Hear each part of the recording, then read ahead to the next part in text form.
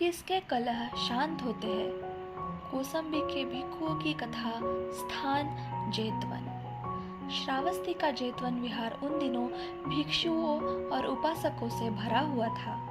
बुद्ध के धम्म का प्रसार प्रचार जोरों पर था और भिक्षु संघ लगातार बढ़ता जा रहा था।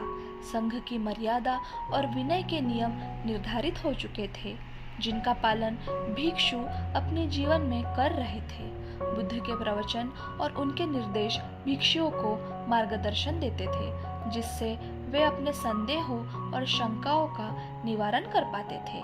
इसी समय कौसंबी के घोषिताराम विहार में भिक्षुओं के बीच एक विवाद खड़ा हो। एक पक्ष का मानना था कि भगवान बुद्ध द्वारा बताए गए विनय नियम ही सर्वोपरि है, जबकि दूसरे पक्ष का तर्क था कि भगवान के प्रवचन ही किसी भी बड़े मुद्दे का समाधान करने के लिए मुख्य है। दोनों पक्ष अपनी अपनी बातों पर अड़े हुए थे और आपस में उलझने लगे। इस कलह को देखकर भगवान बुद्ध ने उन्हें समझाने का प्रयास किया, लेकिन भिक्षु अपनी जिद पर अड़े रहे। अंततः भगवान ने उस समय और कुछ कहना उचित नहीं समझा और वर्षावास के लिए पल्लील यक्का के उपवन की ओर प्रस्थान कर गए। वहां उन्होंने एक गजराज की देखरेख में अपनी ध्यान धारणा शुरू की। जब श्रावस्ती के उपासकों और गृहस्थों को यह ज्ञात हुआ कि भगवान बुद्ध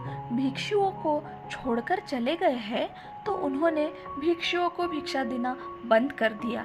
इससे भिक्षुओं की स्थिति बिगड़ने लगी और वे अपनी गलती का एहसास करने लगे। धीरे धीरे उन्हें अपनी भूल का भान हुआ और दोनों पक्षों के बीच समझौता हुआ। अब उन्हें केवल भगवान बुद्ध के चरणों में जाकर अपनी गलती की क्षमा मांगनी थी, परंतु वर्षावास की समाप्ति तक वे प्रतीक्षा करने के लिए मजबूर थे। वर्षावास समाप्त होते ही दोनों पक्षों के भिक्षु भगवान बुद्ध के पास पहुंचे। सभी ने मिलकर उनके चरणों में नमन किया और अपनी गलती के लिए क्षमा याचना की। भगवान बुद्ध, जो महाकारुणिक और क्षमाशील थे, उन्होंने प्रेम पूर्वक क्षमा की।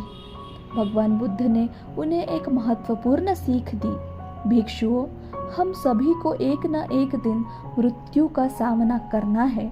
यह झगड़े और कलह व्यर्थ है।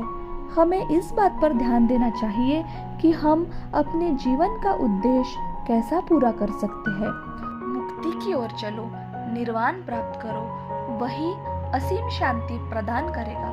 बुद्ध की यह वाणी सुनकर भिक्षुओं ने अपनी कलह को सदा के लिए समाप्त कर दिया और धम्म के मार्ग पर पुनः चलने का संकल्प लिया। ऐसा कहते हुए भगवान ने यह गाथा कही। वे बोल उठे, परे च न विजानन्ति मयमेत्थ यमामसे, ये च तत्थ विजानन्ति ततो सम्मन्ति मेधगा। इसका अर्थ, अनाड़ी लोग इस बात का ख्याल नहीं करते कि वे इस संसार में नहीं रहेंगे। जो इसका ख्याल करते हैं, उनके सारे कलह शांत हो जाते हैं।